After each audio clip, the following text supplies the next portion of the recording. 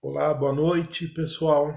Estamos aqui para mais uma live hoje sobre georreferenciamento com um grande amigo nosso, né, e também que faz parte da equipe da Eco Soluções, o Jones Vaz.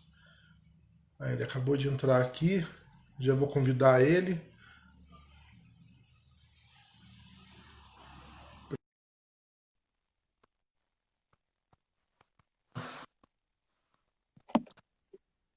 Boa noite, Celso. Tudo Boa bom? noite, Jones, beleza? Tudo bom aí? Tudo certo, tranquilo, tudo bem.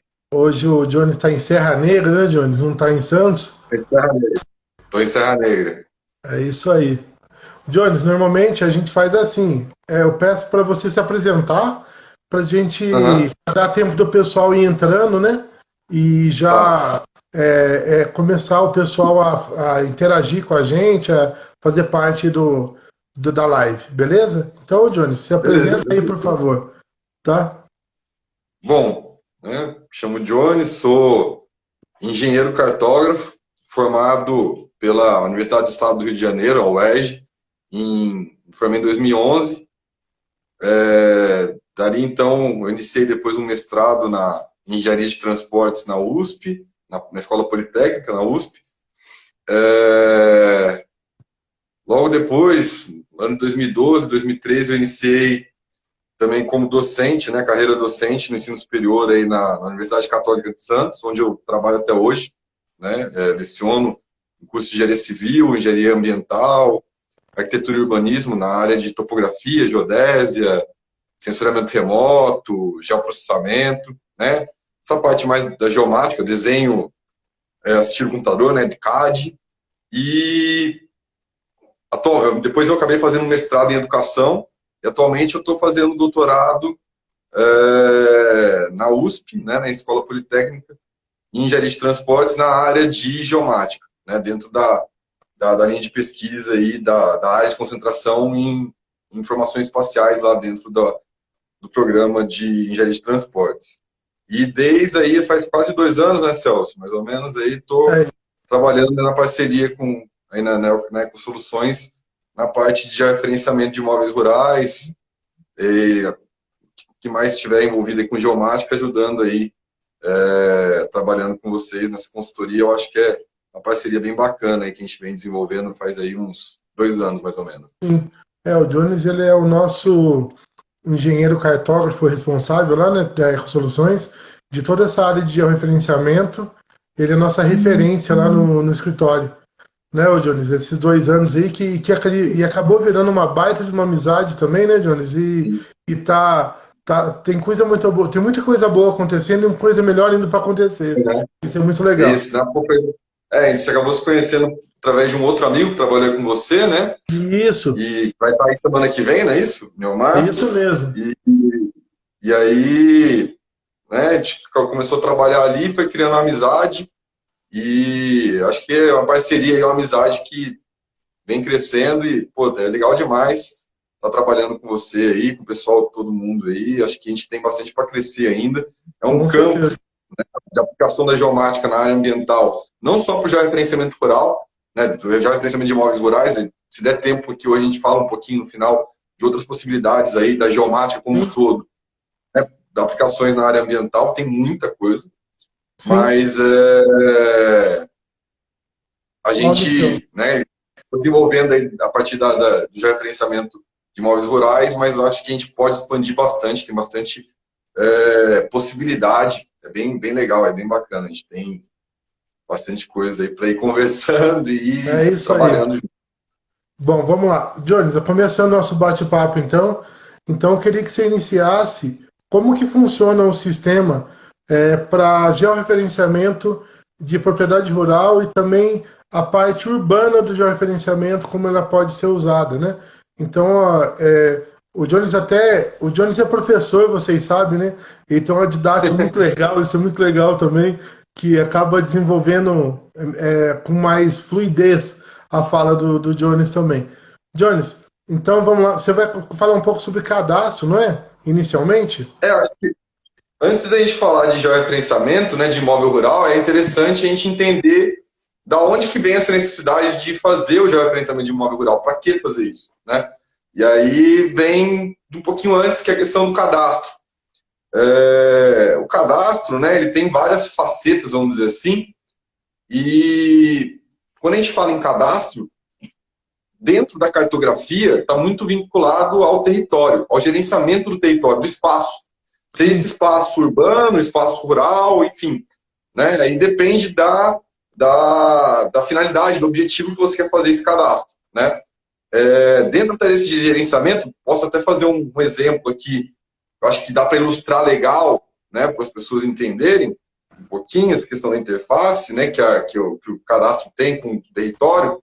Imagina, por exemplo, sei lá, você mora numa cidade e vai passar uma rede de gás encanado.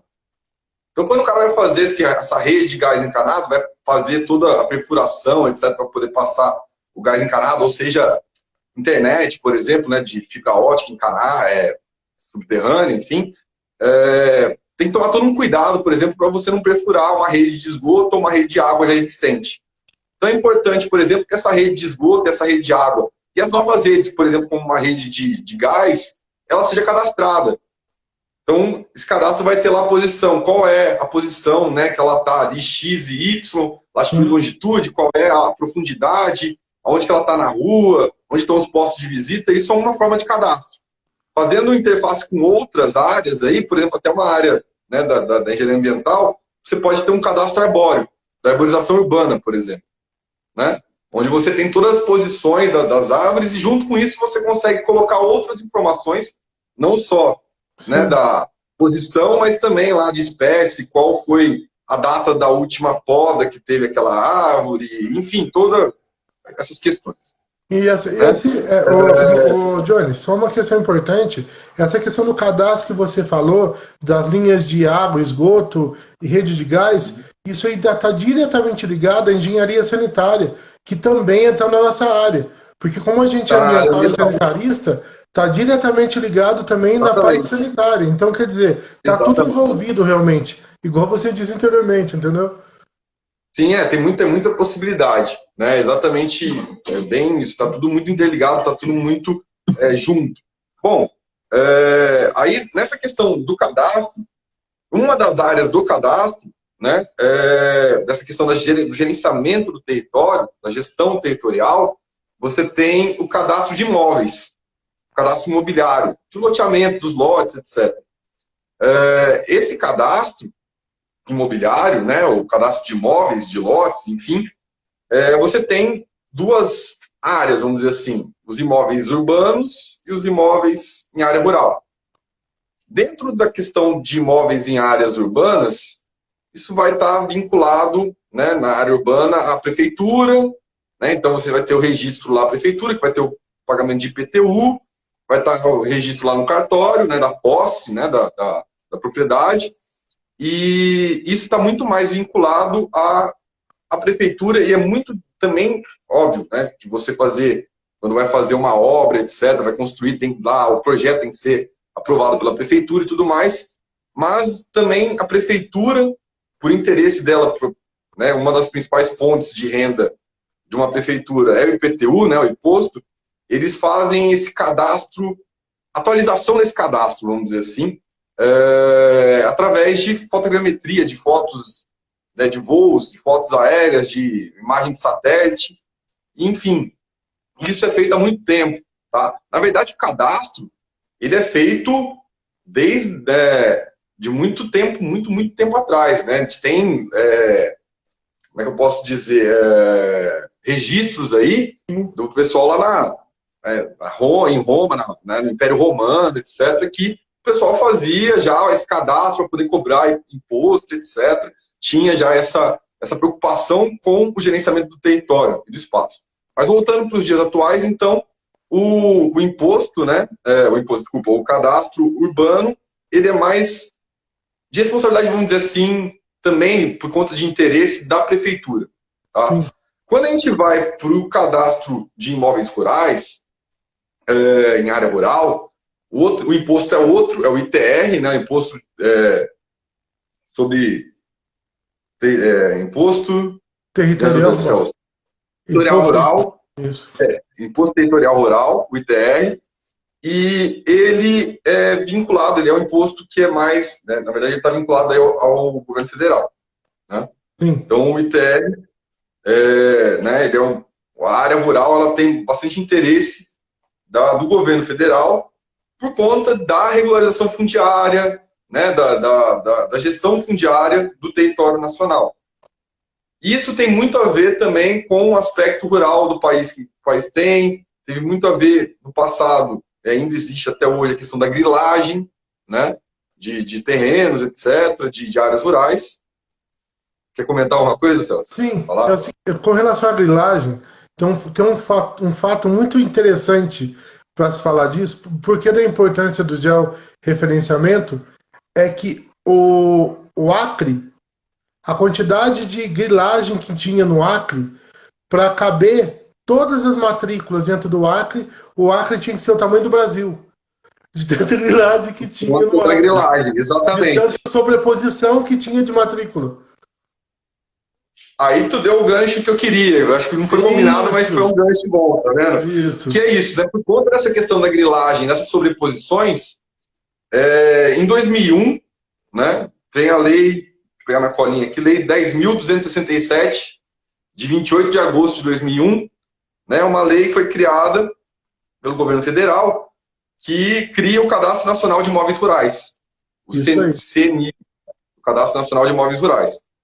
Esse Cadastro Nacional de Imóveis Rurais, de 2001, né, ele foi criado no governo federal, fica, vamos dizer assim, sob a responsabilidade do INCRA, mas ele tem um apoio, o INCRA tem um apoio aí da Receita Federal, do IBAMA, da FUNAI, mas quem é o gestor, né, quem é o órgão, o instituto que gere, né, ou é o responsável por esse cadastro nacional de imóveis rurais é o INCRA, né, lá criado em 2001, com o objetivo, principalmente por conta de editais que você falou, que tinha, por exemplo, a do Acre, e tinha em outros lugares do país, no país inteiro, da grilagem, você tinha muita sobreposição de terras e gente que tem terra, mas na verdade não tem, né? O negócio fica ali, o negócio meio virtual, né? Uhum. Mas era um problema, ainda é, mas vem diminuindo bastante com esse esforço que foi feito a partir da legislação aí de 2001.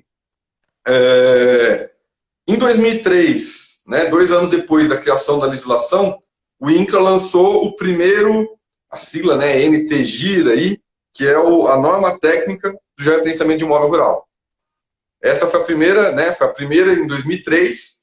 Ela ainda era bastante, né, ela era analógica, um processo ainda pouco digitalizado, mas onde você já tinha o uso da topografia, o uso de GPS, né, de posicionamento por satélite, para poder fazer a demarcação dos pontos. Aí daqui a pouco a gente entra nessa parte mais técnica aí de campo, de como é que a gente faz, mas para poder já ser utilizado para poder fazer esse levantamento. E a partir do momento que você faz o levantamento, toda a demarcação, utilizando técnicas, metodologias, tendo, né, um lastro científico por trás, um embasamento científico e técnico, você começou então a gerar essa questão dos imóveis rurais em 2003, com o uso de geotecnologias, topografia, muito ainda com estação total, usando o levantamento de campo com estação total, topografia clássica, mas também já com o uso de posicionamento por satélite. E aí vem uma parceria importante que o INCRA fez com o IBGE, que tem o desenvolvimento, e foi importante também para o IBGE, porque teve uma verba, um aporte de verba muito grande do INCRA para o desenvolvimento da rede brasileira de monitoramento contínuo, que é a rede do IBGE que tem estações GPS que fornecem pontos básicos. Por exemplo, nós, quando a gente vai para campo, se a gente quiser, a gente usa só um equipamento e usa a base, por exemplo, do IBGE, Fiz dentro isso dessa ontem. rede Ô, de Jones, monitoramento contínuo. fiz isso ontem. Fez Fiz isso isso ontem? ontem. Só com uma perna. Entendeu? Tá com a perna aqui, tá com a perna ruim aí? Eu fiz só com uma perna e deu certo perfeitamente por causa do IBGE. Né, então, o IBGE tem. Eu fiz, quando eu estava na faculdade, né, eu fiz estágio no IBGE de 2008, 2009. E eu Tá. estagiei na RBMC, trabalhei na RBMC, na Rede Brasileira de Monitoramento Contínuo. E foi uma época onde teve um aporte de verba muito grande, então a Rede Brasileira, que tinha uma cobertura ali na época de umas 50 estações no território todo, passou em 2 anos a ter mais de 100. Né? Então, foi bastante importante essa parceria IBGE-INCRA, nesse momento. Sim. Foi bem interessante, assim, né? E aí, bom, esse processo, em 2003, era lento, né? Porque é muito analógico, ainda pouco digitalizado. Em Muito lento. 2010, o INCRA lançou uma nova versão da norma técnica, tá? Essa nova versão da norma técnica, a segunda versão, ela teve algumas melhorias em questão de metodologia de posicionamento. Eles, como é que eu vou dizer? Eles colocaram uma nova tecnologia, na verdade, uma nova metodologia de levantamento dentro do posicionamento de satélites, que é o RTK, né, que é o posicionamento em tempo real, poder Isso. utilizar ele para poder fazer o levantamento, mas ainda continuou sendo um processo não todo automatizado, digitalizado. Opa. Deu uma travadinha no Jones aí. Gente, é o seguinte, aqui o nosso amigo Jones, ele está lá em Serra Negra e está. A casa dele está meia fase, pra você ter uma ideia. Voltou, Jones. Voltou. Voltou. Eu Voltou estava aqui? explicando aqui, eu estava explicando aqui, Jones, que você está aí Ah, agora na persistência. Porque eu estou na persistência. o Jones está na casa dele agora lá em Serra Negra, tá meia fase lá, né, Jones? De Tá energia. meia fase. E aí caiu, acho que caiu a internet, mas eu coloquei, até desliguei o Wi-Fi para não ter problema. Vai pelo 4G mesmo, porque aí não tem muito risco de acontecer isso de novo. Isso aí. Aí eu acho que caiu lá o Wi-Fi do. Caiu a fase de onde está o Wi-Fi. Enfim, voltando aqui que eu estava falando, né? Eu não sei, eu falei da segunda que chegou o RTK, cheguei, isso foi Isso. ainda, né? Aí foi a questão do. Né, mas continuou analógico, não totalmente analógico, mas não era um processo automatizado, não era um processo onde você tinha a agilidade nesse processo. Então, demorava mais de ano aí para poder fazer o georreferenciamento do imóvel rural, fazer esse cadastro no sistema e ele estar vinculado. Enfim, era um processo muito lento, bem demorado, né? E isso estava dando, na verdade, o intuito era você acabar com a grilagem, ou diminuir a grilagem, você facilitar esse processo, você acelerar esse processo de cadastro, você, né, esse foi o intuito quando foi criada a lei lá em 2001 do CNIR, né, do Cadastro Nacional de Imóvel Rural, mas ainda estava meio travado. Então, em 2013, né, o INCRA criou a terceira norma, onde entra o CIGEF, né, o nosso querido amigo CIGEF, Isso. o sistema, né, o CIGEF é Sistema de Gestão Fundiária, uma sigla, é um sistema, de fato, todo digitalizado, boa parte dele automatizado, ainda tem alguma coisa ou outra que precisa ser feita uma análise por um técnico, mas a parte, por exemplo, de pegar um polígono de uma área e comparar se esse polígono está sobreposto com outro ou não, isso é automático, é feito na hora ali, quando você coloca lá a planilha, né, a documentação, e isso tem acelerado bastante o processo, tem facilitado, né, ou melhor, tem acelerado, tem tido ganho aí, vamos dizer assim, nesse cadastro nacional, no sistema mesmo, no Cadastro Nacional de Imóveis Rurais. O CIGEP, então, foi um sistema, né, que automatizou basicamente verificações e validações nesse processo aí do Cadastro Nacional de Imóveis Rurais. Sim. Bom, nisso tudo, né, Celso, a gente ganhou agilidade, etc. Por um lado, né, eu acho que é importante a gente tomar esse cuidado aqui e falar, porque assim, beleza, o lado do INCRA, do governo federal, de você fazer o cadastro do imóvel junto ao Sistema Nacional, né, ou o Cadastro Nacional de Imóveis Rurais, Sim. você está automatizado. Ele está um pouco mais acelerado, mais rápido. Mas, por outro lado, você tem a questão da posse, ou o registro da posse do da área, do imóvel rural. E esse registro é feito em cartório. Do mesmo jeito que o urbano, o rural também é feito em cartório. E esse sistema nem sempre é um sistema que é muito ágil.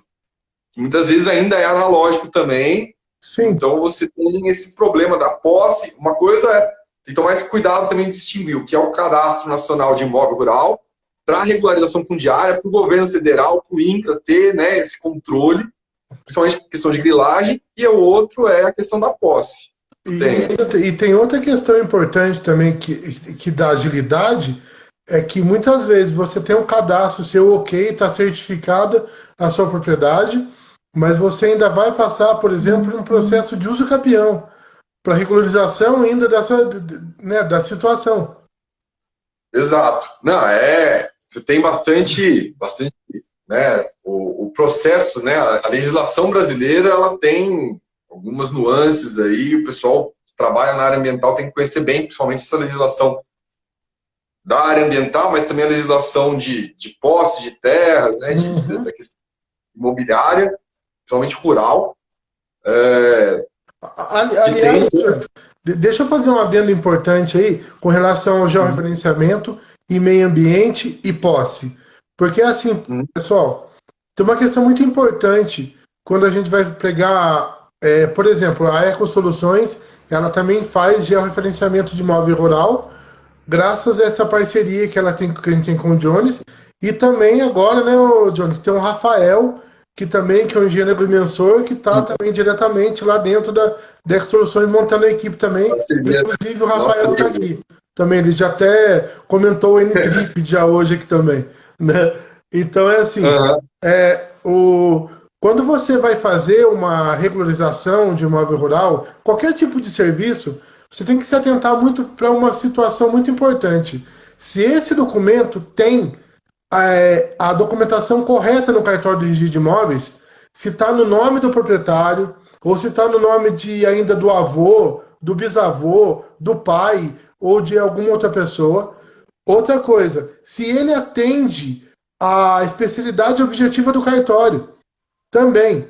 Porque, por exemplo, se o imóvel rural não atende à especialidade objetiva do cartório, se ele tiver que passar por um processo de uso capião, automaticamente ele vai para georreferenciamento. Ele tem que ser certificado para depois para ele ir para uso capião.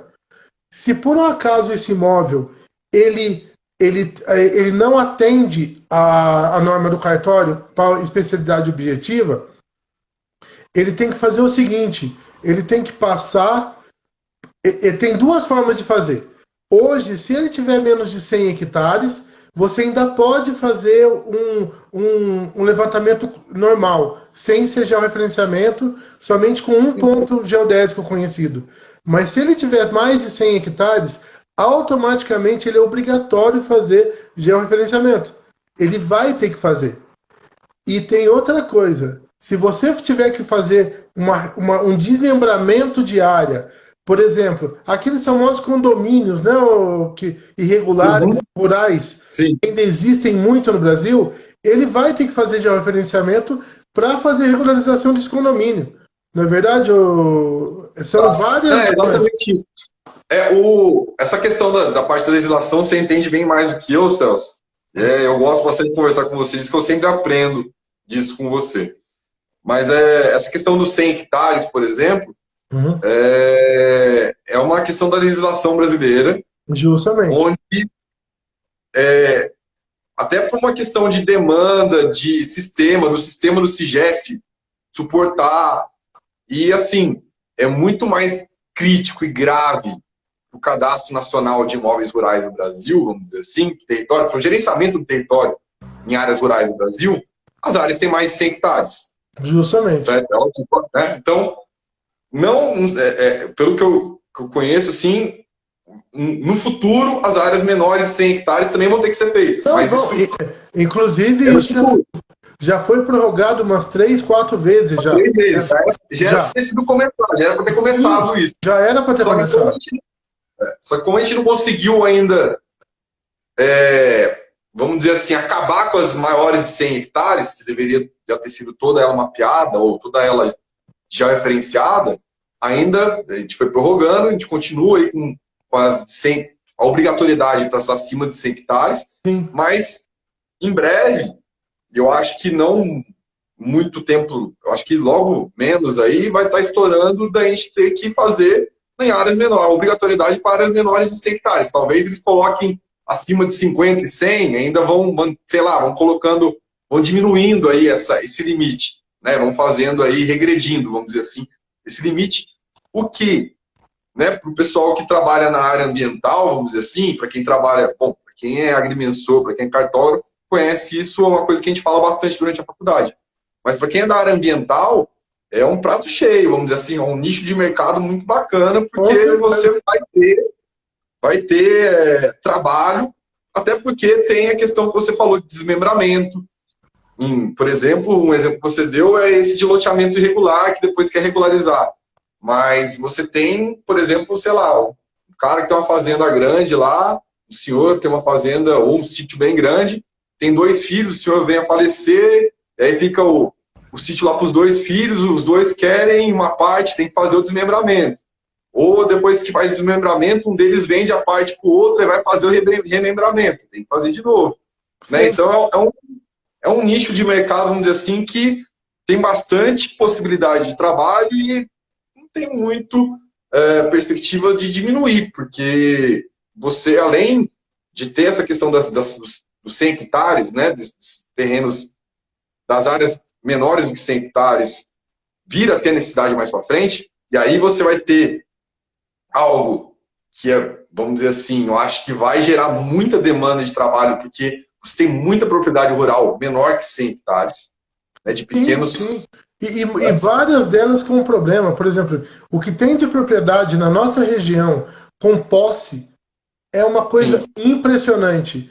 Com matrícula desatualizada. Por exemplo, a matrícula fala assim: começa na paineira velha, na beira do córrego, sobe valo acima até a linha de cumeada, segue pelo espigão até uma araucária velha e desce sentido Mavalo, montanha abaixo, até a porteira velha do lado. Não existe mais. Então, quer dizer, ela não tem referência nenhuma. Ela não tem referência. E por isso, obrigatoriamente, se você for fazer a regularização de uma situação dessa, seja por posse, por qualquer. Você vai ter que fazer o georreferenciamento. E tem outra coisa importante também, só para completar, o Jones. Existe o Cadastro Ambiental Rural, que é o CAR, que é obrigatório agora também. Para todas as áreas rurais. Eu acho esse não tem limite de área. Não. Qualquer um. Isso. Eu acho um disparate o governo federal aceitar o CAR sem nenhum ponto conhecido geodésico. Porque o que tem de sobreposição de CAR no Brasil é uma coisa absurda. Se você entrar no SICAR, né, isso fica a dica pessoal aí, entrar no SICAR. O SICAR é o Sistema do Cadastro Ambiental Rural. Isso. É SICAR, né, SICAR. Você consegue baixar Shapefile, se eu não me engano, tem. Não lembro se tem DXF, DWG, não, acho que tem DXF. Tem até KML. Tem KML também. Né, mas para quem usa aí, conhece um pouquinho de geoprocessamento, ou para quem nunca usou, mas também tem o Google Earth, baixa o KML e consegue abrir. Você vai conseguir baixar lá várias sobreposições. Tem muita sobreposição, é assim. Muita. Eu tive um aluno que queria fazer um trabalho comparando, né, áreas de matas ciliares, né, de áreas de... Fugiu o nome agora, caramba? Me ajuda, Celso. Reserva legal. Reserva legal e de áreas de APP. Sim. Né, área de proteção permanente de matas ciliares em Itanhaém.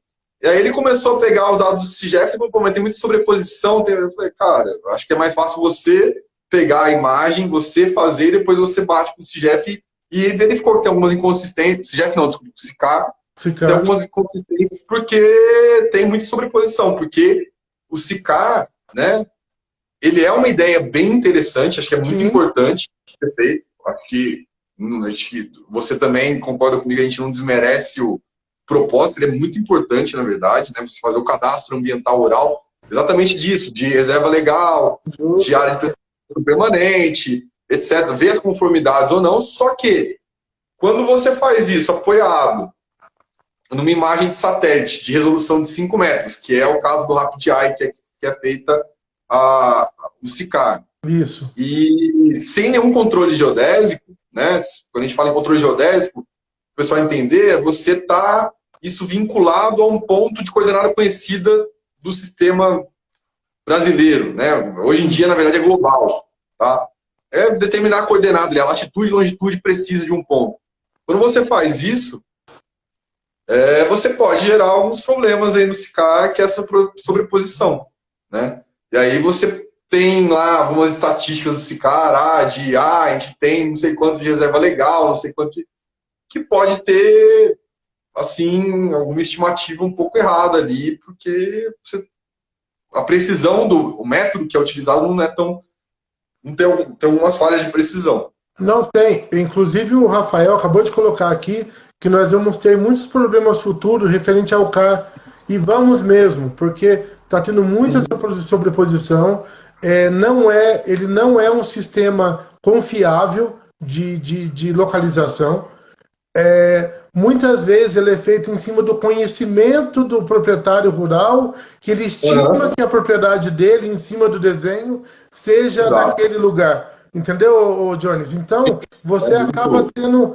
Tanto que quando nós fazemos, né, com soluções um CAR, automaticamente, a primeira coisa que a gente faz é pegar pontos de referência na propriedade para a gente colocar o mais preciso possível esse CAR em cima do mapa.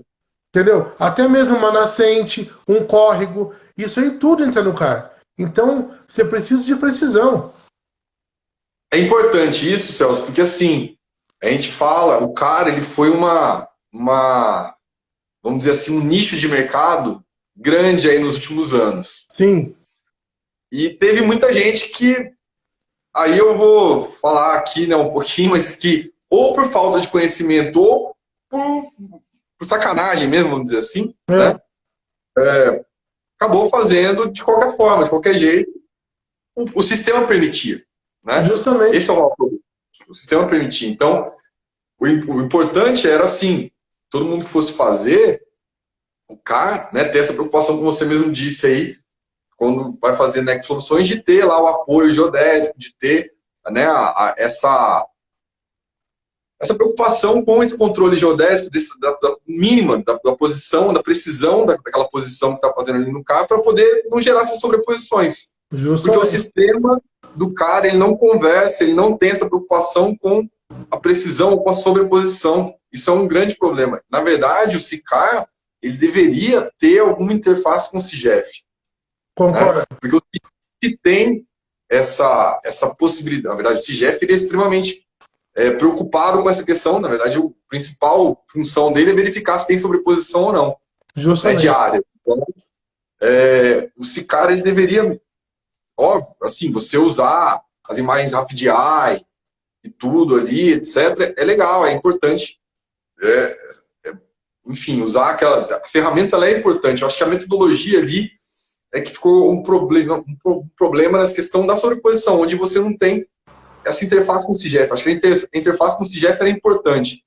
Do ponto de vista, por exemplo, da determinação de reserva legal, de APP, etc., a imagem, por exemplo, do RapidEye, ali, que tem 5 metros de resolução, ela até daria conta, porque se você errar ali uma reserva meio metro para um lado ou para o outro, vamos dizer assim, para a determinação ali dos 40%, dos 20%, enfim, da margem ali da APP, ok, eu acho que não é um grande problema. Agora, quando você vai pegar a sobreposição de áreas de terreno, né, de lote, isso é um grande problema, porque você errar meio metro para um lado para o outro numa faixa aí de 100 metros, de 200 metros de terreno, é coisa pra caramba. Né? Muita área, uma área muito grande que você está sobrepondo. Né? Então, é complicado. Bastante complicado. Então, aí você vai vendo que realmente o georreferenciamento ele está diretamente ligado na área ambiental. Ele tudo. A tudo, porque eu sempre falo uma coisa importante, ô Jones, que todo bom projeto começa num material topográfico bom. Se você tem um material topográfico bom ou um georreferenciamento bom, você automaticamente tá resguardado para fazer um bom projeto. Não é verdade? Exatamente. Assim, eu acho que isso em qualquer área da engenharia, né? Da Isso, engenharia, da qualquer área. arquitetura, Qualquer área. de geologia, enfim, de projetos em geral, vamos dizer assim. Mas vou focando aqui na engenharia ambiental, vamos focar na engenharia ambiental, um pouquinho na sanitária, na civil. É, A topografia, né, o conhecimento do espaço, né, que você vai fazer o projeto, ele é extremamente importante. Ele vai ditar ele vai te dizer, ele vai te dar as ferramentas, vamos dizer assim, para você determinar qual a melhor maneira, inclusive, de fazer aquele projeto. tá. Né? Ó, Oi? uma pergunta aqui, Jones. Do Vamos lá, deixa Wagner, eu ver aqui. arquiteto, aí, ó. Interessante, possível fazer um levantamento plano altimétrico usando a técnica de georreferenciamento de uma residência depois de concluída a obra para um registro. Então, Wagner, eu vou chegar vou responder sua pergunta na sequência aqui. Eu acho que faz parte da sequência do que eu estava falando. Acho que vai ficar, enfim, foi um bom gancho também aí. Né? Então, ele é a base para todo o projeto, para começar o projeto. Então, por exemplo, eu vou construir uma casa numa área toda desnivelada. Então, eu preciso lá ver como eu vou construir essa casa. Então, eu conhecer qual é a declividade que tem ali, se eu vou precisar fazer algum corte, um aterro ou não, se eu vou, que tipo. Isso vai, inclusive, pegando o Wagner, que é arquiteto, inclusive, influenciar no partido arquitetônico que vai ser utilizado, pode influenciar, etc. Enfim, muitas coisas. Na área ambiental, a mesma coisa. Por exemplo, projeto de drenagem, você precisa conhecer, por exemplo, qual é o terreno, qual é que é a forma daquele terreno para você fazer o projeto de drenagem, um projeto de paisagismo, e pegando um pouco do ambiental com a arquitetura, ou se você vai fazer um estudo de impacto ambiental, você precisa conhecer o que tem ali. Elementos naturais e elementos construídos. Tudo que existe naquele espaço. Né? Você faz esse levantamento, é a base do projeto. A partir do momento que você faz esse projeto, que você desenha o projeto, a topografia, ela é importante no começo, né? Estou colocando aqui topografia, mas não falar geomática como um todo, que envolve geodésia, Isso. geoprocessamento, muita coisa, né? Censuramento remoto envolve tudo. Ela está aplicada em todo o resto, né? Por exemplo, você vai fazer a alocação da obra, seja a alocação de um talude, a alocação da rede de drenagem, da rede de esgoto, ou a alocação da obra, né, da casa que você vai construir, né? A topografia, quem está ali também demarcando esses pontos, fazendo esse controle topográfico ou geodésico, depende aí do grau de precisão que você precisa para poder fazer esse levantamento, né? Fazer a demarcação dos pontos. Uma estrada, enfim, tudo isso. Uma vez que você está fazendo o projeto, implementando um projeto, para você verificar se esse projeto está no local certo, se ele está subindo. Vamos imaginar aqui, eu acho que é mais fácil para o pessoal entender, uma casa, e fazer a comparação bastante com um pedreiro mesmo, né, quando está construindo ali. Quando você está subindo a casa, o pedreiro ele vai verificando ali, por exemplo, aquele nível de bolha ali, aquele nível de pedreiro, se o negócio está no prumo, como ele Isso. fala, né? Isso. Nivelado. Ali está fazendo um controle, é um controle topográfico. Simples, mas se você pensar num prédio muito grande ou numa estrada, se o raio da curva da estrada, ou se a declividade da rede de drenagem que você está fazendo, se tudo isso está sendo feito da maneira correta. Então a topografia também está durante a execução do projeto. E no final do projeto também. Aí entra, por exemplo, o que o Wagner perguntou. Imagina você fez a casa toda, você tinha um projeto, e a prefeitura quer verificar se aquele projeto foi feito da forma correta ou não. Você está batendo. Então você vai lá com a topografia, faz todo esse levantamento, que a gente chama de as-built, né? Como construir. Isso aí. Então a topografia também está aí, né? A geomática está dentro desse pedaço, né? Nessa questão do as-built, vamos dizer assim. Né? Então você faz esse levantamento, plano altimétrico, pode ser. O as-built hoje em dia tem várias possibilidades, né, com topografia convencional, mas também com laser scanner terrestre, enfim, depende aí, obviamente, do tipo da necessidade daquele projeto, né, para você poder fazer esse levantamento da residência depois de concluída, por exemplo, como o Wagner aí perguntou, né, e não para por aí, né, continuando, você pode ter a geomática aí, né, a topografia, a geodésia, no monitoramento de estruturas, de uma barragem, por exemplo, fazendo um monitoramento se essa barragem tem algum problema ou não, no monitoramento das redes, né, de infraestrutura. Você tem, pegando também um pouquinho a área do Wagner, que eu acho que é interessante, né? Hoje, com laser scanner terrestre, você consegue fazer uma varredura tridimensional, gerar uma nuvem de pontos, onde você gera lá, por exemplo, uma maquete tridimensional, virtual, vamos dizer assim, de uma área construída. Né? Eu vou pegar um exemplo aqui da área de patrimônio, a área de patrimônio histórico e arquitetônico é bastante usado aí, eu acho que até dá um gancho para a semana que vem, que vai ter uma live aí, né, de arqueologia, que também usa bastante isso. Ferramentas geomáticas de censuramento remoto, etc. Mas aqui no laser scanner, vou pegar um exemplo, por exemplo, da Catedral de Notre Dame, que teve um incêndio ano passado, retrasado, já não lembro agora, lá na França. Ela, antes de ter tido incêndio, ela foi toda levantada, mapeada, feito um levantamento dela com laser scanner terrestre. Então ela tinha um modelo virtual dela todo, perfeito. Né? O cadastro dela. Voltamos aí ao cadastro novamente. É um cadastro, é um cadastro de construção. Né? E a partir do momento que teve um incêndio, o pessoal que está fazendo todo o projeto de restauro, etc., teve acesso a esse material e você consegue fazer esse restauro, você consegue fazer esse projeto de restauro a partir de um levantamento não só de fotos ou de plantas bidimensionais, mas também de uma maquete tridimensional a partir de uma varredura de pontos que foi feito com esse equipamento. O laser scanner terrestre. Que também pode ser aerotransportado. Eita, que acabou a luz agora. Deixa eu colocar o... Deixa eu ver se eu consigo colocar aqui a luz. Eita, caramba. Não tem... Pera aí. Tem uma... O pessoal, para vocês, o Jones está com um problema lá de energia elétrica. Ele está fazendo essa live realmente... Aí, uma lanterna. Vamos lá. Beleza. Ó, isso...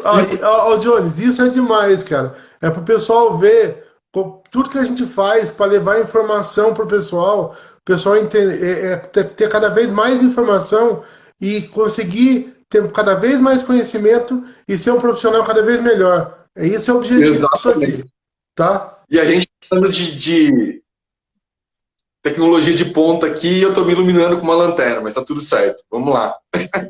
É isso aí, Johnny. Então é isso, né? Você tem essas tecnologias todas, né? Então a topografia, né? Ela tá, a geomática, vamos dizer assim, ela está em diversas áreas desde o começo. Como você colocou, Celso, ela é imprescindível para o início de um projeto. É imprescindível. Para você poder fazer um projeto, você precisa conhecer o espaço físico, você precisa conhecer a área que você vai trabalhar, né? Mas ela não tá. Isso é uma coisa que o pessoal confunde muito às vezes, né?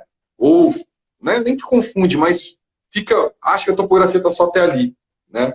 Na verdade não, ela vai aí e ela está em todas, né, as fases do projeto, inclusive depois do projeto pronto, no monitoramento, em levantamento do as-built, no levantamento de patrimônio, no cadastro, né? Esse cadastro que a gente fala, o cadastro pode ser de diversas formas, tá?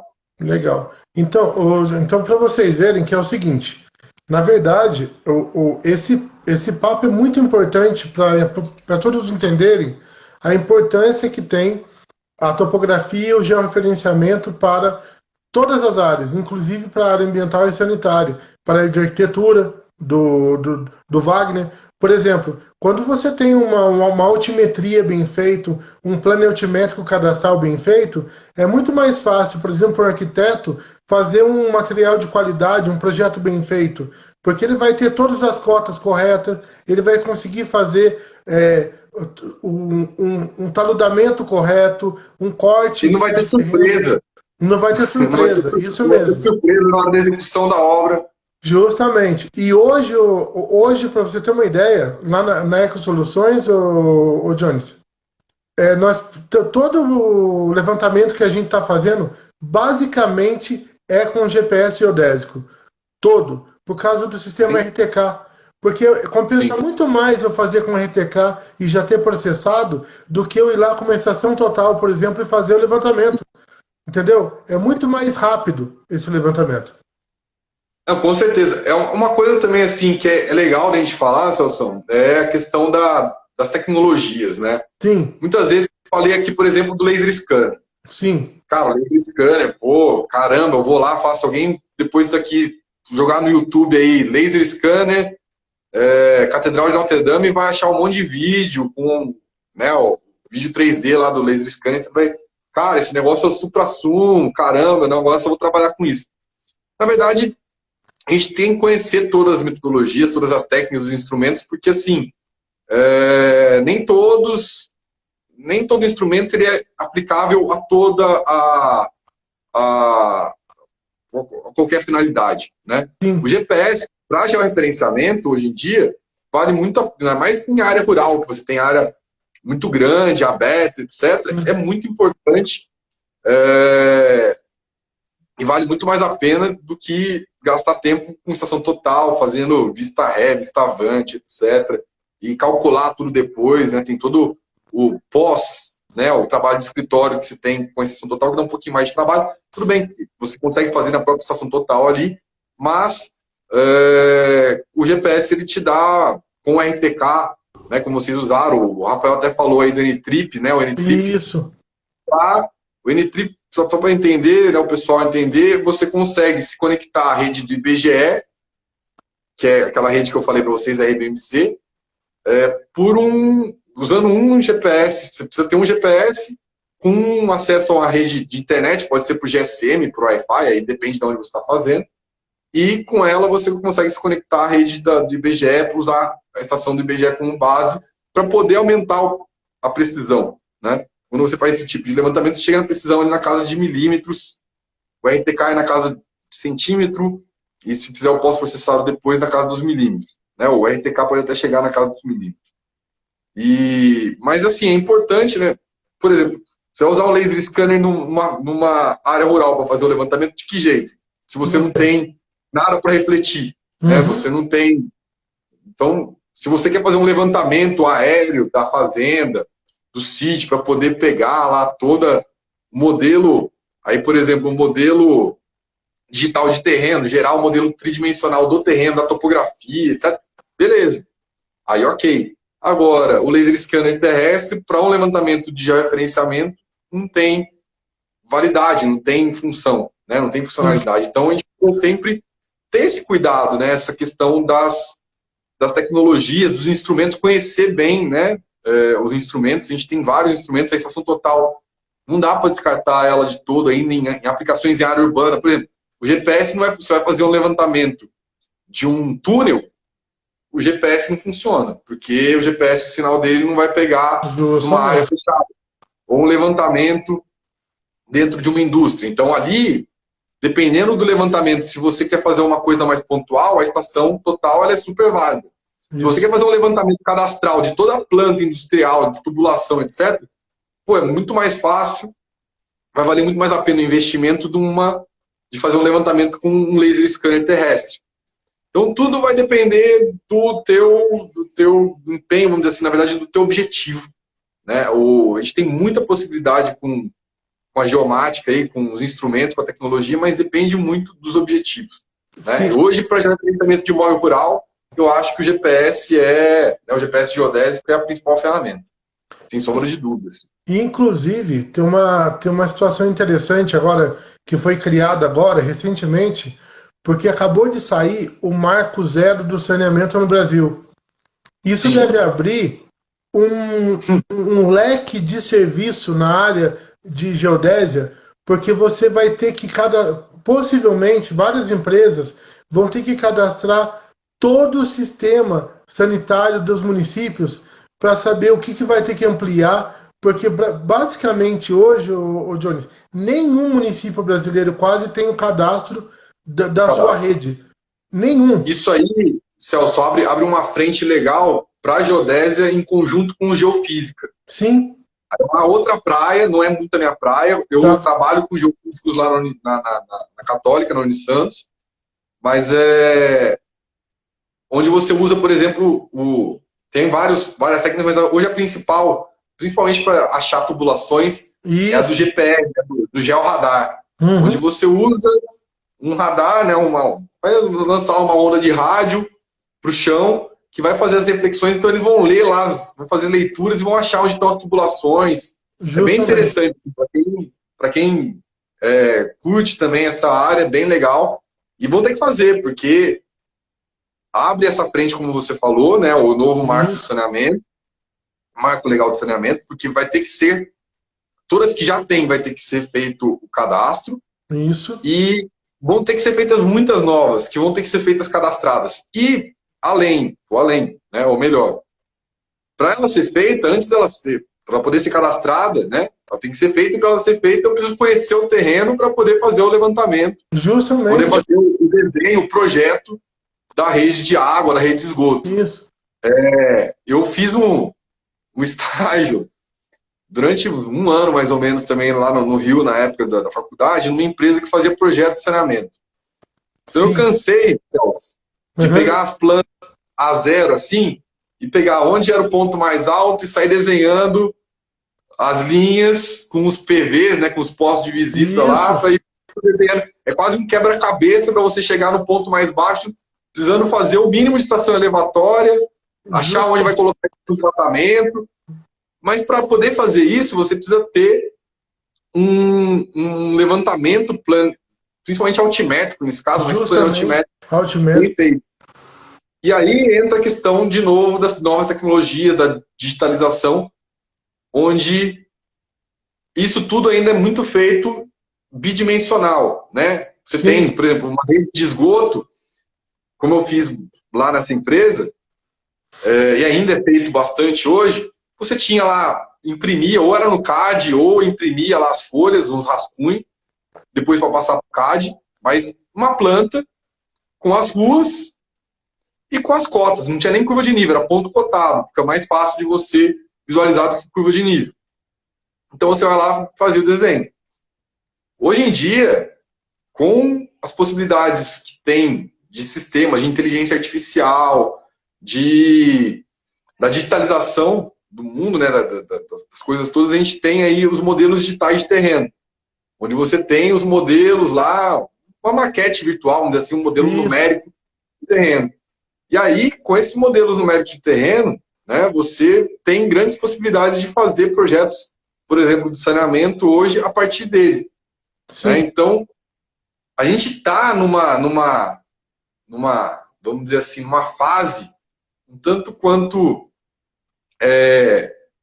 complicada, por um lado, mas ao mesmo tempo desafiadora, né? Complicada e desafiadora por um lado, mas ao mesmo tempo cheia de possibilidades por outro, que é a gente está saindo muito do analógico.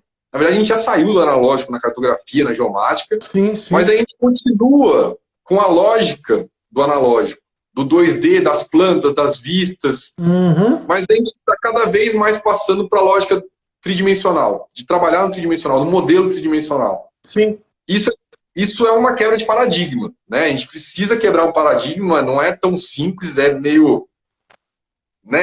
A gente está acostumado a trabalhar, a ter essa visão bidimensional Sim. de planta, de corte, de, enfim. Mas cada vez mais os sistemas têm caminhado para isso. Então, acho que, assim, em várias áreas, não só na ambiental, né, na sanitária, mas na civil, na arquitetura, em várias outras áreas aí, a gente tem caminhado para isso, assim, e é assim, um pouco assustador por um lado, mas ao mesmo tempo te abre um leque de oportunidades muito grande. Na verdade, eu acho que cada vez mais o sistema ele vai eliminar falhas mesmo, entendeu? O Sim, risco da falha vai ser muito menor. Essa é a verdade, ô Jones, porque, por exemplo, você pega uma rua, por exemplo, no caso do saneamento, ela já tem uma rede de água, e já tem uma rede de drenagem e tem uma rede de gás. E agora vai ter que passar uma rede de esgoto. Se você tem esse levantamento bem feito para saber as profundidades de cada um, a posição de cada rede que está lá, o risco de você, de repente, acontecer um acidente numa rede de gás é muito menor. Você acaba sim. eliminando esse risco totalmente, entendeu? Isso é muito importante. Eu posso dizer recentemente, eu me mudei para Santos em 2000. Comecei a trabalhar em Santos em 2012 e mudei em 2014. Nessa época, mais ou menos, a Comgás estava passando a rede de gás em Santos. Uhum. Por aí. E eu depois, anos depois, acabei vendo uma palestra lá na universidade, o cara foi lá e fez, acabei fazendo essa pergunta para ele, e falei, pô, se tiveram muito problema, por exemplo, com a questão de perfuração de água, de tubulação de drenagem, de esgoto, de água, etc. Pô, a gente teve quase zero, porque antes de fazer o levantamento, melhor, antes da gente fazer a implementação da nossa rede, a gente fez todo um levantamento com GPR, Sim, porque não existia a rede, né? Não existia o cadastro. Então, a Comgás, para não ter problema, eles preferiram gastar uma grana, né? Investir uma grana, fazendo o levantamento com GPR, sim. do que ter que fazer depois conserto, ter que arrumar, ter que ter surpresas, né? A verdade é bem isso que você falou, a gente está caminhando cada vez mais para ter trabalhos, projetos com menos erro, mais preciso,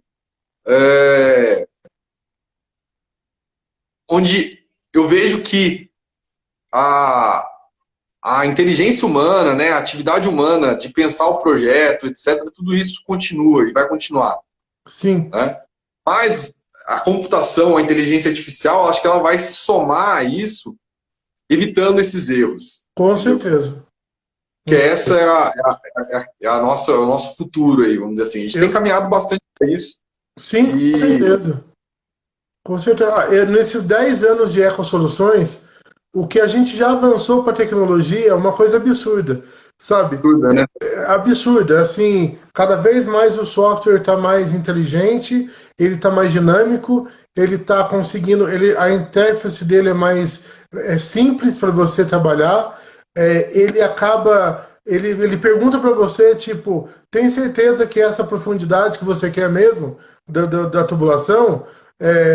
Você tem um fosso de queda muito alto, você não quer fazer uma alteração no trabalho. Então, quer dizer, e quando você tem um trabalho bom, através do material topográfico e georreferenciamento, isso daí facilita demais para deixar para trás qualquer erro que possa ter num projeto, entendeu? Isso é muito importante. E aí também, Celso, acho que uma dica aí, né, para quem está assistindo agora, quem vai assistir depois, que é uma coisa que eu bato muito nessa tecla com meus alunos, e o doutorado que eu estou fazendo é muito nessa linha, né, do que eu estou fazendo agora, que assim, a tecnologia ela é importantíssima, Sim, ela é uma ferramenta sensacional. Como eu falei antes, né, a gente precisa conhecer bem os instrumentos, conhecer bem as tecnologias para poder escolher uma e outra, etc. Mas para a gente poder conhecer bem os instrumentos, conhecer bem as metodologias, escolher um, outro, etc., a gente precisa ter uma base conceitual muito sólida. com certeza. Isso é fundamental. Isso é fundamental em qualquer área. Né? Seja você um especialista da área de geomática, seja você um especialista da área de meio ambiente que vai se apropriar da área de geomática e vice-versa, enfim, não importa. A base conceitual é muito importante, porque assim, a gente está numa época onde as tecnologias têm se tornado cada vez obsoletas de uma maneira mais rápida. Sim, Então, se você se especializa numa tecnologia, logo menos essa tecnologia talvez já esteja ultrapassada e obsoleta. com certeza. Para você se adaptar a outra, se você não tem uma base conceitual, você só se formou, eu sou um apertador de botão ali, você apertar aquele botão naquele software. Para você aprender a apertar o botão de software do outro software ou do outro equipamento, do outro instrumento, você vai demorar muito mais para entender, conseguir entender, do que se você tem a base conceitual. A partir da base conceitual, entender a tecnologia é um curso, às vezes, ler um manual de um equipamento, qualquer coisa, mas assim, o que você vai fazer com esse equipamento, com esse instrumento, com esse software, né? Quando o software te pergunta, que nem você falou, tem certeza que essa profundidade? Se você tem a consciência, se você tem esse desenvolvimento conceitual bem feito, bem, né, implantado, você vai falar assim, não, eu tenho certeza, é isso mesmo que eu quero fazer, porque eu sei o que eu estou fazendo. Ô, Jones. Ou não, deixa eu ver, será que não? Mas o que você tem que ter, né? O que vai fazer é você, a sua base conceitual, né? Tá. Isso na formação de engenharia, não só a engenharia, geologia, arquitetura, etc. Jones, é muito importante. Jones, tá para acabar aqui. Tá para acabar? Tá. É o seguinte, Foi um prazer estar com você aqui. Faltam 20 segundos só, tá? E muito obrigado. Vamos fazer uma Eu que próxima. agradeço. Foi muito legal. Foi muito legal. Sempre que quiser, tuas ordens. Beleza, muito obrigado. Até. Eu que agradeço. Obrigadão. Valeu, Sassão. Obrigado mesmo. E desculpa aí pelo